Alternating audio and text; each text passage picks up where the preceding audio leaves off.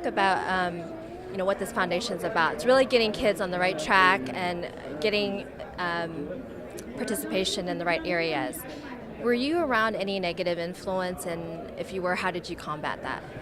Yeah, I think every kid is, honestly. I mean, I was fortunate. I grew up in upstate New Hampshire, where really small towns, and there was a lot of accountability. There was not, everybody knew everybody, so everyone watched out for each other, but there was certainly plenty of bad influences around, and the reality is that's the scary part about being a parent is, you can only do so much, and your culture and your society and your kids' friends and your kids' friends' parents all raise your kids as well. And if one of them is not being straightforward, or you just don't know what's going on, that can be really scary. I think that's the biggest fear of any parent these days, is that they don't have control over the things their children are exposed to.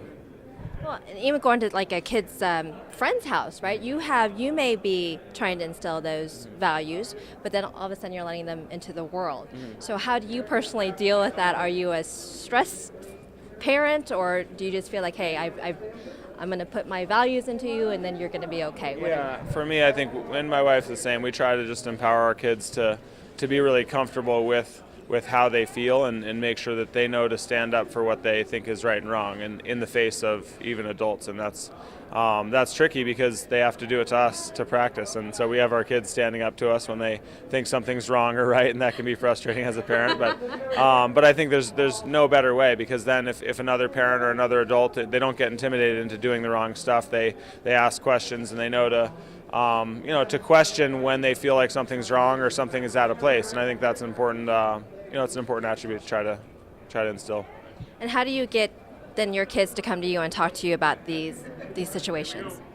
Yeah, I mean, same thing, really open and honest. That's something that we both feel really strongly about. I grew up that way. My parents were both really honest with me, and it's that, again, it's tough with this age and this era, because information comes so quickly to young kids. I mean, they go on YouTube and they go on the internet so quickly, but we just feel like full transparency is the best way, and then you create that sort of rapport where they feel comfortable, even when it's something that might be intimidating or scary for them. But again, that's the challenge, is nobody knows if it'll actually hold up under the extreme circumstances, because sometimes things can get extreme. Well, congratulations on the new baby, and thank you so much for being here and supporting the foundation, and Absolutely. best of everything. Thank you.